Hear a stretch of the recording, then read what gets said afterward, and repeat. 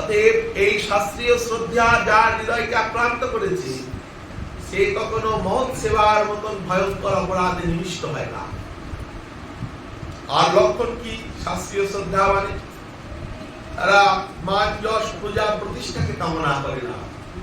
অতএব তারা জগতের অগোচরই জগন্নাথের ভজন করে। আর তৃতীয় লক্ষণ বললেন তাদের হৃদয়ের মধ্যে বিষয় বাসনা নাই। বললেন বিষয় বাসনা নাই, তবে কি তারা বিষয় বাসনা ভোগ করে না? বলে ভোগ করে। তারা বিষয় বাসনা ভোগ করে, কিন্তু তারা বিষয়ী নয়, ভোগী নয়। কি ব্যাপার? বিষয় বাসনা ভোগ করছে অথচ বিষয়ী নয়, ভোগী নয়। বলেন না, কেমন করে বুঝবো বিষয় বাসনা ভোগ করার পরেও তারা বিষয়ী নয়, ভোগী নয়? বলে যারা বিষয় বাসনাকে গালমন্দ করতে করতে বিষয় বাসনা ভোগ করে, জানবে তারা বিষয় ভোগ করছে বটে, কিন্তু বিষয়ের প্রতি তাদের বিন্দু মাত্র আসক্তি নাই। বিষয় বাসনাকে কি করতে করতে? গালমন্দ করতে করতে। একটা দৃষ্টান্ত না দিলে বোঝা যাবে না এই জায়গাটা। এই জায়গাটা খুব কঠিন জায়গা। যে গোসাই মা বললেন যেমন কারোর কঠিন ব্যাধি হয়েছে, কিন্তু ঔষধটা তো সেবন করা তার কর্তব্য, ঔষধ খাওয়া তার কর্তব্য, কিন্তু ঔষধটা এমন দিত যে ঔষধের প্রতি গালমন্দ করতে করতে ওষুধটা সেবন করছে। ওষুধ খাচ্ছেন বটে, কিন্তু ওষুধে তার রুচি নাই। এইরকম অরুচিক ঔষধ সেবন করছেন, কিন্তু গালমন্দ করতে করতে সেবন করছেন। আরে আমি তো তোকে খাচ্ছি না, আমি যেন পিতৃপুরুষের পিণ্ড খাচ্ছি, এত দিত। তখন ওষুধ দেখছেন এক হাতে তো তালি বাজে না, ভালোবাসা তো শুধু এক পক্ষ হয় না। ওষুধ বলছে ও আমাকে খাচ্ছ, কিন্তু ভালো না বেশি খাচ্ছ, এত অবহেলা করে খাচ্ছ। আমি ভগবানের কাছে প্রার্থনা করি যাতে জীবনে আর কোনোদিন তোমার সাথে আমার সাক্ষাৎকার না হয়। ওষুধ বলছে তোমার সাথে আমার যাতে সাক্ষাৎকার না হয়, অতএব তোমার যেন আর কোনোদিন ব্যাধি না হয়। ঠিক তেমনি বিষয় লোক বিষয়কে ভোগ করছে, কিন্তু গালমন্দ করতে করতে ভোগ করছে। তখন বিষয় বলছে ও আমার প্রতি তোমার বিন্দু মাত্র ভালোবাসা নাই, তাই আমায় গালমন্দ করছো। গোবিন্দ চরণে প্রার্থনা করি তোমার সাথে আমার এই বন্ধুত্ব যেন না টিকে। বিষয় যখন ভগবানের চরণে প্রার্থনা করে তোমার সাথে আমার বন্ধুত্ব যেন না টিকে, অতএব তুমি সংসারে থেকে তোমাকে সংসার ত্যাগ করতে হবে না, সংসারই তোমায় ত্যাগ করে দেবে। বিষয় বলছে আমার সাথে তোমার যাতে সম্বন্ধ না থাকে, তুমি তোমায় ভালোবেসে গ্রহণ করো না, তুচ্ছ তাচ্ছিল্যতা করো, ঠিক ঔষধের মতো। অতএব বিষয় বললেন তোমার সাথে আমার যেন সম্বন্ধ না থাকে। এই সম্বন্ধ না থাকে এই কথাটি যখন বিষয় ভগবত চরণে প্রার্থনা জানায়, তখন ভগবান সেই সুযোগের সদ্ব্যবহার করেন। সেই সুযোগের সদ্ব্যবহার কি? যশাহমনুরণ্যামি পরিষ্যে তদ্ধনং শনৈঃ ততো ধনং ত্যাজন্তস্তে সজনা দুঃখ দুঃখিতং। বিষয় বলছে আমি আমার সাথে যেন তোমার সম্বন্ধ না থাকে। তখন বিষয়ে যা যা হতে উদ্ভূত হয়, বিষয়ের ভাবনা যেখান থেকে উদ্ভূত হয়, বিষয়ের লালসা যেখান থেকে প্রকাশ পায়, ভগবান সেই বিষয় উদ্ভূত বস্তুগুলো সাধকের জীবন থেকে এক এক করে সরিয়ে দেয়।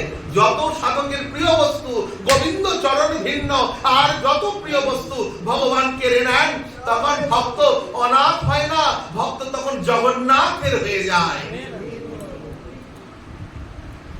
আমরা মনে করি ভক্ত অনাথ, কিন্তু অনাথ নন, কারণ তার নাথ তো স্বয়ং জগন্নাথ। যস্যাহমনুরণ্যামি হরিষ্যে তদ্ধনং শনৈঃ। দেখা গেল একই ঘরের মধ্যে গোপীনাথ আর পুত্র, কিন্তু পুত্রের প্রতি তোমার স্নেহ অধিক, পুত্র স্নেহাধিক, মমতা। ভগবান করলেন কি, আগেই তো বিষয় বলে দিয়েছে তোমার সাথে আমার সম্বন্ধ যাতে না থাকে। দেখা যাচ্ছে সেই পুত্র থেকে বিষয় ভাবনা উদ্ভূত হচ্ছে, তাই গোবিন্দ ঘোষের পুত্রটাকে সরিয়ে দিলেন গোপীনাথ। গোবিন্দ ঘোষের পুত্রটাকে সরিয়ে দিলেন গোপীনাথ। দেখা যাচ্ছে মাতৃত্বের প্রেমে পড়ে ভগবত চরণে আসক্তি আছে, কিন্তু ভগবত চরণে যেতে পারছেন না। একমাত্র মায়ের মাতৃত্ব সেখানে বাধা হয়ে দাঁড়াচ্ছে। কিন্তু আপনার তো ভগবত চরণে আকুতি আছে, বিষয়ের প্রতি তো আপনি গালমন্দ করেন, সেই জন্য বিষয় তো বলেছে আমার সাথে তোমার আর দেখা হবে না। এই মাতৃত্বের কারণে ভগবত চরণে যেতে পারছেন না দেবশ্রীপাদ নারদ। ভগবান স্বয়ং কাল সর্প রূপ ধারণ করে মাকে সরিয়ে দিলেন। যেখান থেকে ভগবত চরণে পৌঁছানোর, যেখান থেকে বাধা উৎপত্তি হবে, সেই বিষয়ের উদ্গমতা যেখান থেকে প্রকাশ পাবে, ভগবান সেই উদ্গম স্থল থেকে জীবন থেকে সরিয়ে দেবেন।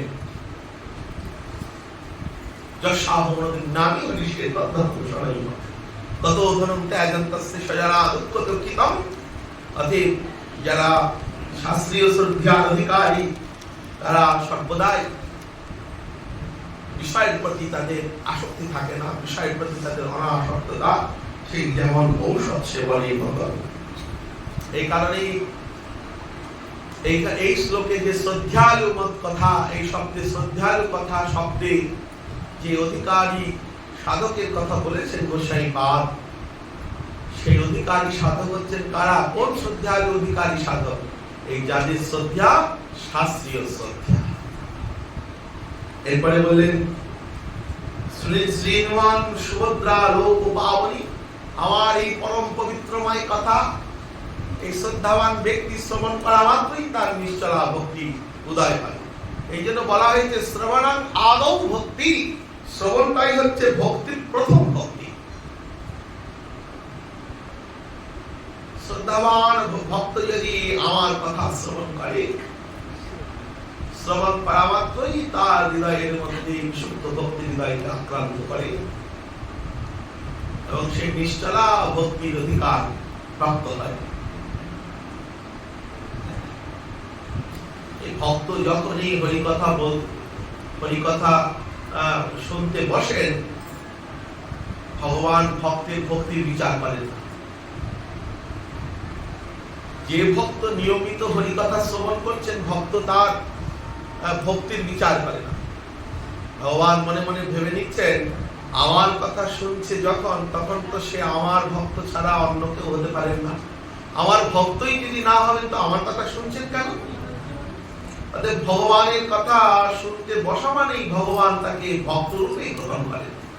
তাই যারা নিত্য নিরন্তর ভগবতকে উত্তম রূপে সেবন করেন, ভগবান তাদের হৃদয়ের মধ্যে প্রবেশ করে যান। সদা সেব্য শ্রীমদ্ ভাগবতামৃতম। এই দেখুন হরিবল, এখানে বলেনি তুমি হাত দিয়ে খাবে না, চামচ দিয়ে খাবে না, মাথা ঘুরিয়ে খাবে বলে নাই। তুমি বুঝে খাবে না, না বুঝে খাবে বলে নাই। শুধু শুনলেই হবে।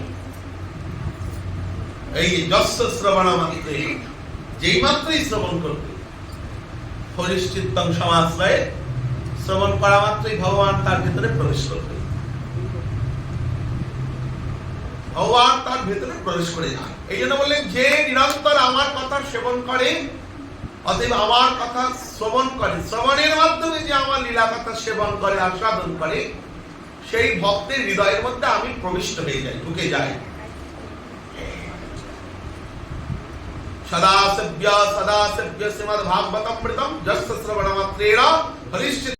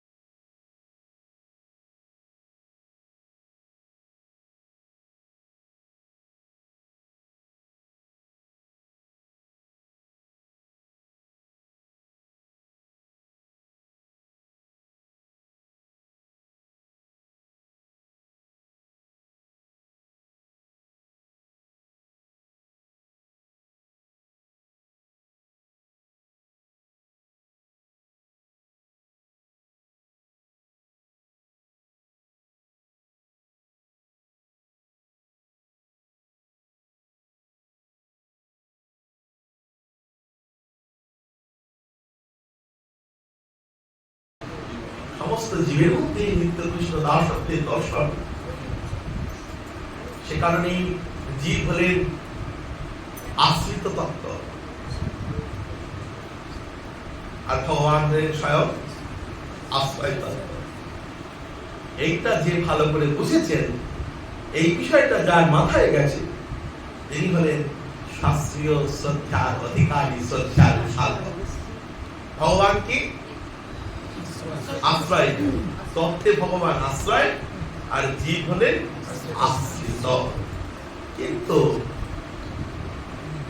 আশ্রয় তত্ত্বের স্বভাব যেমন ভগবান যে পরমাশ্রয়, এই আশ্রয়ের স্বভাব যেমন ভগবানের থেকে যায় না, ঠিক আশ্রিত তত্ত্বের আশ্রিত হওয়ার স্বভাবও কিন্তু তাদের হৃদয় থেকে অপসারিত হয় না। হরিবল। জীব হলেন আশ্রিত, এই স্বভাবটা কিন্তু জীবের হৃদয় থেকে যায় না। জীবের জীবন ধারায় এই আশ্রিত হওয়ার স্বভাবটা মৃত্যুর শেষ দিন পর্যন্ত এবং মৃত্যুর পরেও থেকে যায়। বোঝা গেল না? বোঝা গেল না? ভগবান তিনি সবাইকে আশ্রয় দেন, সেই জন্য তিনি আশ্রয় তত্ত্ব। এই স্বভাবটা যেমন ভগবানের মধ্যে সর্বক্ষণ এই স্বভাবটা স্থিতিশীল, সর্বক্ষণ থাকে এই স্বভাব। ভগবান সকলকে আশ্রয় দেন, এই স্বভাবটা যেমন ভগবানের মধ্যে স্থায়ী, তেমনি যারা আশ্রিত, এই আশ্রিত তত্ত্ব মানে জীবের মধ্যেও এই আশ্রিত হওয়ার স্বভাবটাও নিত্য স্থায়ী। বোঝা গেল? জীবের মধ্যেও আশ্রিত হওয়ার স্বভাবটা নিত্য স্থায়ী। কেমন? শুধুমাত্র ব্যতিক্রম এক জায়গায়। কি এক জায়গায় ব্যতিক্রম? দেখুন, বুঝিয়ে বলি। জীব আশ্রিত তত্ত্ব, এই আশ্রিত স্বভাবটা তার মৃত্যুর পরও তার সাথে থেকে যায়। কেমন? জীব যখন মাতৃগর্ভে আসছেন তখন গর্ভটাকে আশ্রয় করছেন। জীব যে আশ্রিত প্রথম স্বভাব, দেখুন, গর্ভটাকে আশ্রিত করছেন, আশ্রয় করছেন। তারপরে গর্ভের মধ্যে মায়ের আহারের নির্যাস পেতে পেতে একটি পূর্ণাঙ্গ দেহ পেলেন, সেই দেহটাকে জীব আশ্রয় করলেন। এবং ভূমিষ্ঠ হওয়ার পরে মাতৃক্রোড়কে আশ্রয় করলেন। এরপরে যখন একটু বড় হলেন তখন বিদ্যা অর্জনের জন্য শিক্ষক মহাশয়কে আশ্রয় করলেন। এরপরে বিদ্যা বুদ্ধি যখন হলো, উপার্জন করতে যখন শুরু করলেন, বিয়ে খাওয়া করে পানি গ্রহণ করে, তখন তিনি সংসার এবং ধর্মপত্নীকে আশ্রয় করলেন। ধর্মপত্নীকে আশ্রয় করার পরে যখন একটু বৃদ্ধ হলেন, সন্তান সন্ততি হলো, তখন সন্তান সন্ততির প্রতি তার আশ্রিত হওয়ার আবেগ বা প্রবণতা জাগলো। যখন আরো বৃদ্ধ হলেন, চলতে পারেন না, তখন লাঠিটাকে আশ্রয় করেছেন। তখন আশ্রিত, তিনি লাঠির আশ্রিত। তারপরে যখন মরে গেলেন, তারপরে আশ্রিত হওয়ার স্বভাব গেল না, তারপরে হয়ে গেল যোগের আশ্রিত। অতএব আশ্রিত হওয়ার স্বভাব জীবের হৃদয় থেকে যায় না। শুধুমাত্র ব্যতিক্রম কোন জায়গায় না, তারা সবসময় তাদের স্বভাবটা আশ্রিত স্বভাব রয়ে গেছে। ব্যতিক্রম এক জায়গায়, যেখানে আশ্রিত হলে আর এই জগতে আশ্রিত তত্ত্ব হয়ে ফিরে আসতে হয় না। সেই গৌর গোবিন্দ চরণকে আশ্রয় না করে আর সমস্ত জিনিসকেই জীব আশ্রয় করছে। গৌর গোবিন্দ চরণকে আশ্রয় করলে এই আশ্রিত তত্ত্ব হয়ে এই নরভূমিতে আর ফিরে আসতে হয় না। সেই পরম আশ্রিত তত্ত্ব গৌর চরণকে আশ্রয় না করে আর সব আশ্রয় করছে। বুদ্ধিমান সেই যে এই সমস্ত আশ্রয় করেও যার লক্ষ্য একমাত্র গোবিন্দ পদাশ্রয়, যার লক্ষ্য একমাত্র গুরু পদাশ্রয়, তার আর এই আশ্রিত তত্ত্ব হয়ে এই জগতে ফিরে আসতে হয় না। এই জগতে ফিরে আসতে হয় না তার। গৌরচরণ আশ্রয় করলে তার আর এই পুনঃবার এই গর্ভাশ্রয়, মাতৃক্রোড় আশ্রয়, সংসার আশ্রয়, বৃদ্ধ বলে লাঠি আশ্রয়, জমের আশ্রয়, এই আশ্রয়গুলো আর নিতে হয় না। গোবিন্দ চরণ আশ্রয় করলে সেই আশ্রয় তত্ত্ব তাকে এমন সৌভাগ্যে উদয় করে তার ভাগ্যাকাশে, যে সেই গোবিন্দ চরণ আশ্রয়ের সৌভাগ্য তাকে পুনরায় আর এই মৃত্যু লোকে আনে না। সে জন্ম জন্মান্তরের জন্য ওই নিভৃত নিকুঞ্জ বলে রাধারানীর বড়দাস্য সেবা লাভ করে ওই এক রাধাচরণের আশ্রিত হয়ে তার অনন্ত কোটি কোটি জন্ম ওখানে মিটিয়ে যায়। বারে বারে মাতৃগল্পকে আশ্রয় করতে হয়। সে কারণে আমরা হচ্ছে আশ্রিত তত্ত্ব, আশ্রিত স্বভাব আমাদের মধ্যে আছে, কিন্তু এই স্বভাবটা আছে, কিন্তু এই গন্ডগোল কোথায় না, এই স্বভাব গোবিন্দ ছাড়া আর অন্য বস্তুতে অ্যাপ্লাই হচ্ছে, কিন্তু গোবিন্দ চরণে অ্যাপ্লাই হচ্ছে না। সে কারণেই আমাদের নিষ্ঠা লাভ করা, ভক্তি লাভ হচ্ছে না। ভগবান বললেন এই নিষ্ঠা লাভ করা, ভক্তি লাভ হবে কিসে, যারা আমার গুণমহিমা কীর্তন করবে, এইরূপ আমার আশ্রয় গ্রহণ করবে, এইরূপ গুণমহিমা কীর্তন করবে, আর আমার জন্ম কর্মাদি যারা অভিনয় করবে। এইখানে আসে এবার অভিনয়। ভগবান বললেন কর্ম জন্ম চাভি নয়ন মোহ, এটাও নিষ্ঠলা ভক্তি আশ্রয়ের একটি চরম একটি উপায়। যারা ভগবানের জন্ম কর্ম অভিনয় করেন, কারা অভিনয় করে বলে, এখন যেমন ভাগবত সপ্তাহ হলে কৃষ্ণ হয়ে নাচছেন, রাধা হয়ে নাচছেন, সখী হয়ে নাচছেন, ভগবান এইরূপ অভিনয়ের কথা বলেন নাই।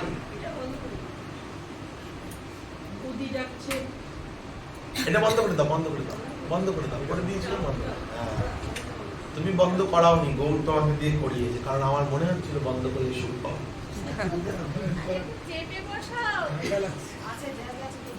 তা হরি বল, আমরা যেমন এখন অভিনয়, এখানে জন্ম কর্ম চাবি নয় মোহ, অভিনয় বলতে কিন্তু ওই কৃষ্ণ রাধা সেজে অভিনয় করা নয়। এখানে শ্লোকের নিগুণ রহস্য জানতে হবে। জন্ম কর্ম চাভি নয় মোহ বলেন, যারা আমার জন্ম কর্ম অভিনয় করে, কিসের জন্য? তার কারণ আছে। তার কারণ হচ্ছে প্রশংসার পাত্র হওয়ার জন্য নয়, সেজে গুজে আনন্দ উপভোগ করবার জন্য নয়। প্রকৃত রূপে যারা লভতে নিশ্চলাং ভক্তিং ময়োযুদ্ধব, যারা অটল ভক্তি প্রাপ্তির জন্য আমার অভিনয় করে। অটল ভক্তি প্রাপ্তির জন্য, এমন নয় যে অভিনয় করে মানুষের মনোরঞ্জন করে আবার ঘোর সংসারী হয়ে যাব, এমনটি নয়। অটল ভক্তি প্রাপ্তির জন্য যারা অভিনয় করে। অতএব যাদের অভিনয় করবার কারণই হচ্ছে ভগবানের শুদ্ধ ভক্তিকে লাভ করা। এমনটা নয় মেকআপ নিয়ে কৃষ্ণ সাজলাম, অভিনয় করে আবার সমস্ত কাপড় ছেড়ে দিলাম, এই বললাম আমি কেমন কৃষ্ণের অভিনয়টা করেছি, বাপ পাঠাই দিছস, এমনটি নয়। পরাভক্তি লাভের জন্যই যারা কৃষ্ণ সেজেছেন, পরাভক্তি লাভের জন্যই যারা রাধারানী সেজেছেন, বিশুদ্ধ ভক্তি লাভের জন্যই যারা এই ভগবানের জন্ম কর্ম অভিনয় করছে, বিশুদ্ধ ভক্তি পরাভক্তি লাভের জন্য।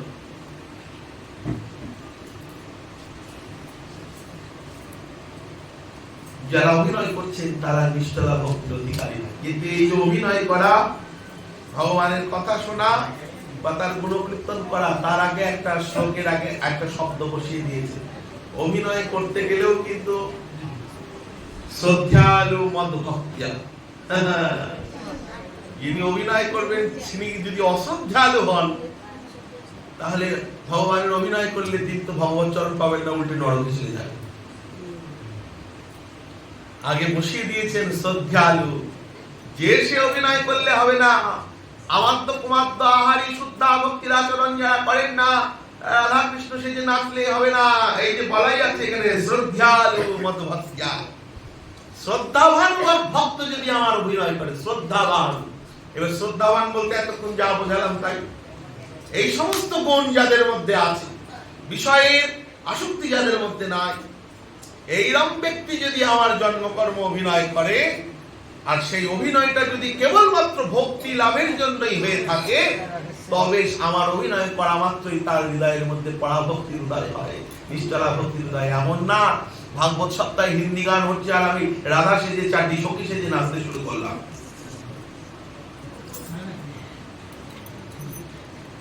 এখন খুব হয়ে থাকে, আরে দেখ না রাধা কৃষ্ণ নাচছে,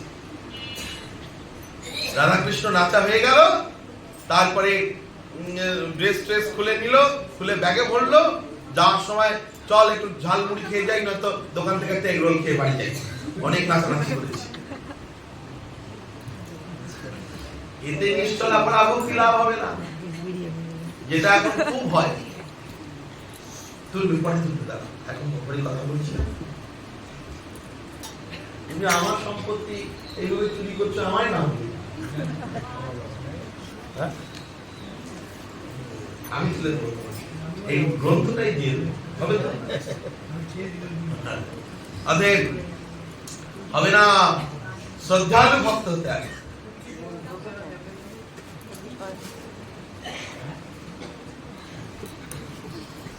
অতএব ভগবান কি বস্তু এটা বুঝে যিনি ভগবানের অভিনয় করবেন, ভগবান কি বস্তু এটা বুঝে অভিনয় করতে হবে, না বুঝে নয়। শ্রদ্ধালু মানে ভগবানকে বুঝেছেন, সাধু মুখে ভগবত তত্ত্ব শুনে যিনি ভগবানকে বুঝেছেন, শাস্ত্রীয় শ্রদ্ধার অধিকারী যাদের আছে। অতএব আমাকে না জেনে না বুঝেই যারা আমার মতন সে অভিনয় করে তারা তাদের পরাভক্তি হবে না। আমাকে বুঝে যারা আমার অভিনয় করে, ভগবানকে বুঝতে হবে। ভগবানকে বোঝা বড় কঠিন, জানেন তো? সাধারণ জীব ভগবানকে বুঝতে পারে না। যোগমায়া দেবী দুর্গাই ভগবানকে বুঝতে পারেন নাই। ভগবানকে বোঝা ভীষণ কঠিন। ভগবানের অভিনয় কারা করবে? যারা নিরন্তর শ্রদ্ধালু কথা, অতএব আমাকে বুঝে যারা আমার অভিনয় করে, আমাকে বোঝে কার মাধ্যমে?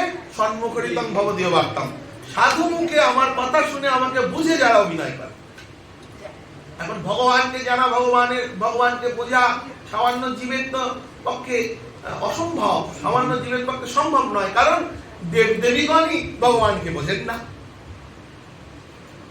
এই জন্য তো সুখদেব গোস্বামী পাদ বলেছেন, দেবদেবীকে উদ্দেশ্য করে বলেছেন, অভক্তাং স্তাংশ্চ বিজ্ঞায়ন দদৌ সকথমৃতম, যে তাদের অভক্ত বলে আখ্যায়িত করেছেন। তোমরা ভক্ত নও, তাই তোমরা ভগবানকে বোঝো না। হ্যাঁ, তোমরা ভগবানকে বোঝো না। কেন? ভগবানকে দেবদেবীরাও বুঝতে পারে। দেবী পার্বতী মহাদেবকে নিয়ে, মহাদেবের বাহনটা কি?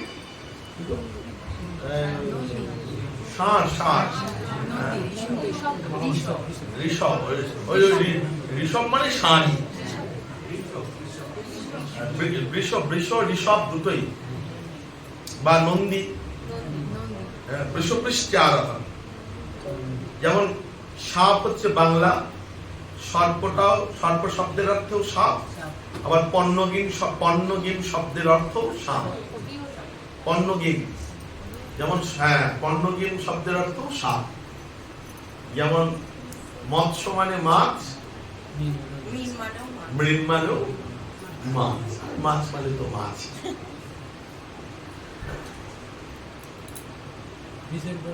হ্যাঁ,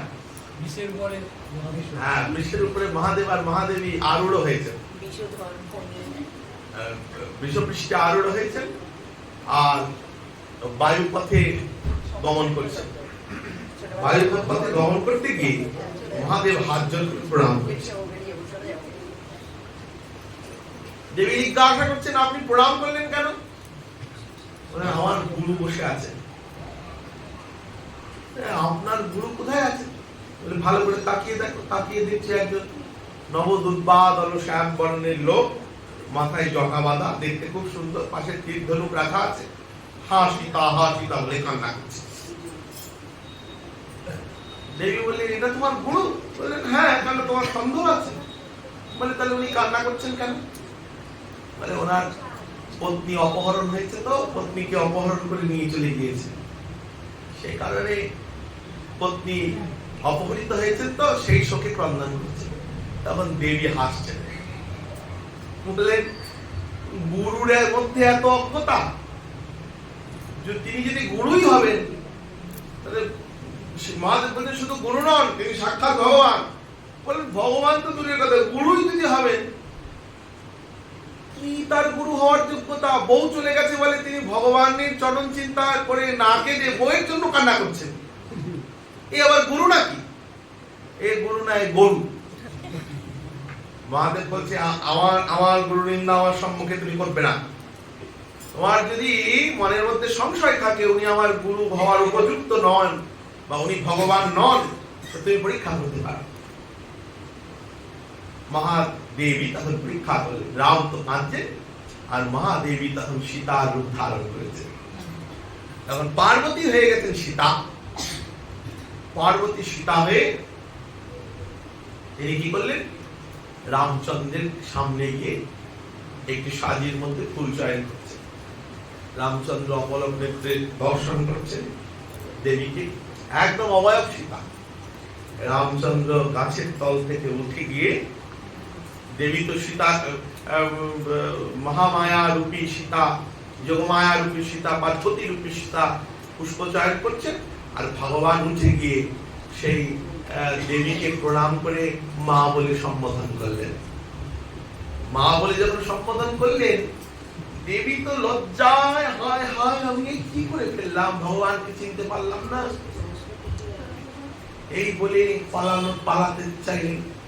যেদিকে পালাচ্ছেন দেবী, সেদিকেই রামের বিগ্রহ প্রকাশ হচ্ছে। রামকে ছেড়ে কোথাও পালাতে পারছেন না। তারপরে শেষে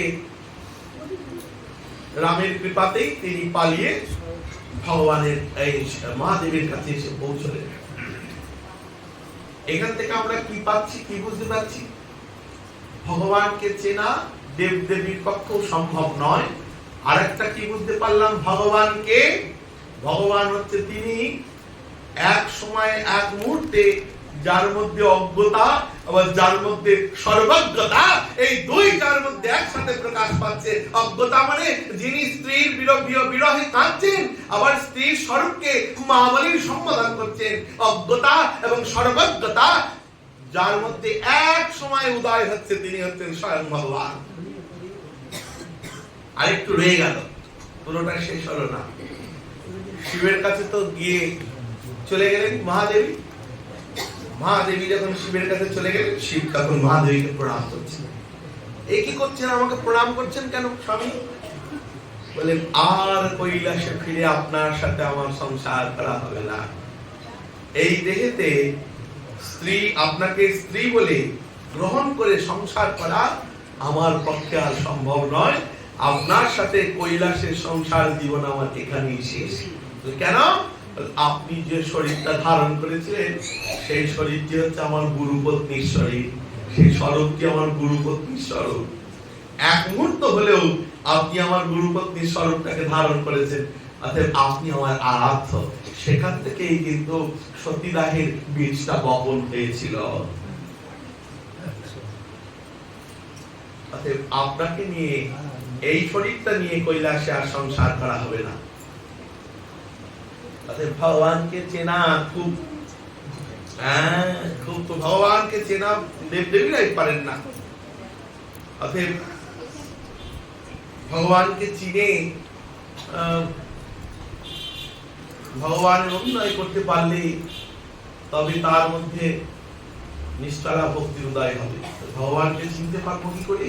দেবদেবীগণরাই অক্ষম হয়ে পড়েন ভগবানকে চিনতে পারবো নিরন্তর যদি আমরা সাধু মুখে হরি কথা শ্রবণের সৌভাগ্য পাই। শুনিলেই খণ্ডিবে চিত্তের অজ্ঞান আদি দোষ, কৃষ্ণে গাদ পাইবে সন্তোষ।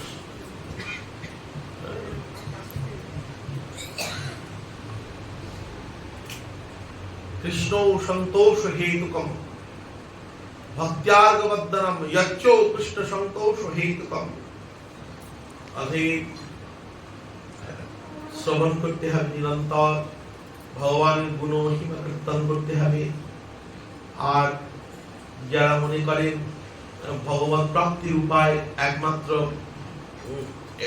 শুদ্ধা ভক্তি, একমাত্র ভগবত প্রাপ্তির উপায়, এবং সেই শুদ্ধা ভক্তিকে আশ্রয় করবার জন্য যারা আমার জন্মকর্ম অভিনয় করে, তারা নিশ্চয় লাভ ভক্তির অধিকারী হয়। এইবার তো উদ্ধব প্রশ্ন করে ফেললেন, বললেন, এই যে আপনি এত বড় বড় কথা বললেন, এতে কি সংসারী মানুষরা পড়লো না পড়লো না? হরি বল। এই যে যারা অভিনয় করবে, যারা গুণকীর্তন করবে, বা যাদের এই রূপ শ্রদ্ধা থাকবে, তারা কি সংসারী না বৈরাগী? ভগবান বললেন, এর এমন কোনো কথা নেই, তারা ঘোর সংসারীও হতে পারে। বলে ঘোর সংসারী বলে এই যে বললেন বিষয়ের প্রতি বিন্দুমাত্র স্পৃহা থাকা যাবে না, তবে কি ধর্ম, অর্থ, কাম এগুলি তারা আকাঙ্ক্ষা করবে না? বলে করবে। আমার ভক্তের ধর্মও দরকার, অর্থও দরকার, কামনাও দরকার। করবে এগুলো? হ্যাঁ করবে। তাতে ভক্তি ক্ষয় হবে না? বলে না, হবে না। আগে শুনে দেখো এই ধর্ম কামার্থ আচরণম মত পদাশ্রয়, এই ধর্ম অর্থ কামকে তারা কামনা করে আমার চরণ আশ্রয় করবে। কিন্তু এই ধর্ম অর্থ কামকে কামনা করবে কেন? মদার্থে, আমার জন্য। বিষয়ী হোক না, তাতে কি আছে? বিষয়ী হলে ভক্তি নষ্ট হবে না, কিন্তু বিষয় আকাঙ্ক্ষাটা শুধুমাত্র আমার জন্য হবে, আমার সুখের জন্য তার বিষয় আকাঙ্ক্ষা থাকবে। অতএব হোক না, ধর্ম করুক না, প্রদান করে ধর্ম করুক, অর্থ উপার্জন করুক না, অর্থ উপার্জন করে আমার মঠ মন্দির সংস্কার করুক, সাধু সেবা করুক। রূপ গোস্বামী পাদ কোন জায়গায় যেন লিখেছিলেন, রূপ গোস্বামী পাদ, আমার ঠিক গ্রন্থের নাম মনে আসছে না, সেখানে লিখেছেন অর্থ হচ্ছে পরমার্থের কারণ, অর্থ দিয়ে প্রেম কেনা যায়। বলেন যারা অর্থবান, নৃপৌর্ণা হরি সেবিতা ব্যয়ী কৃতিনা হরিয়াত্মক, বরঞ্চ শাস্ত্রে এটা বলা আছে কৃপণের কখনো হরিভক্তি হয় না। ভালো করে এটা মাথায় ঢুকিয়ে নেবেন, কৃপণের কখনো হরিভক্তি হয় না। অতএব যারা অর্থ উপার্জন করে করুক, আমার জন্য করবে, আমার মন্দির সংস্কার করে দেবে, আমার সেবা উজ্জ্বল করবে, আমার ভক্তের সেবা করবে, সাধু সেবা করবে। আর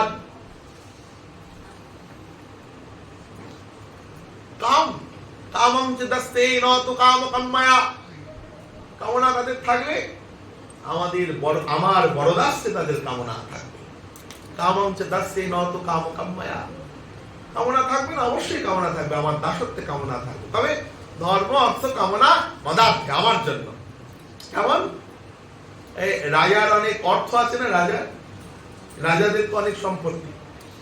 এখন দুই ভক্ত মনে মনে ঠিক করেছে আমরা একটা মন্দির করব, মন্দির করে কৃষ্ণ বিগ্রহ প্রতিষ্ঠা করে ভগবানের সেবা করব।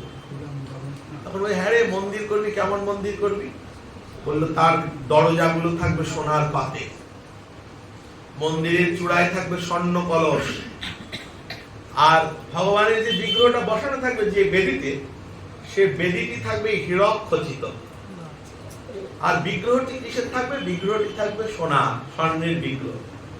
তখন আর বিপরীত জন সে হাসছে, বলে তুই কোন ঘরে থাকিস বলতো, তোর বাবা কি করে বলতো? কেন, আমার বাবা রিক্সা চালায় আর আমি টালির ঘরে থাকি। বলে টালির ঘরে থেকে তোর এত স্বপ্ন? শোন না, আমাদের বাবার যে অর্থ, সে অর্থে বা আমাদের ইনকামের অর্থে তো আমরা পারবো না, চল না রাজার বাড়িতে চুরি করি। ঠিক আছে, চল রাজার বাড়িতে চুরি করো। চুরি করার যে লক্ষ্য কি? ভগবানের মন্দির তৈরি করে ভগবানের সেবা প্রতিষ্ঠা করা, মদার্থে। চল চুরি করি। এখন চুরি করতে গেছে, চুরি করে সমস্ত রাজার যত হীরা সোনা সব চুরি করে, একজন বাইরে আর একজন ভেতরে, একজন বাইরে আর একজন ভেতরে। ভেতরে চুরি করছে, চুরি করে জানলা দিয়ে দিচ্ছে। বাইরের সে অর্থ হীরা সব সে তার কাছে রয়েছে। এখন বলছে, বাইরে যে আছে সে বলছে, বন্ধু কি যেন একটা শব্দ পাচ্ছি কানে, কেউ জেগে গেল নাকি? বলে হ্যাঁ জেগে গেল, মনে হচ্ছে কেউ জেগে গেছে।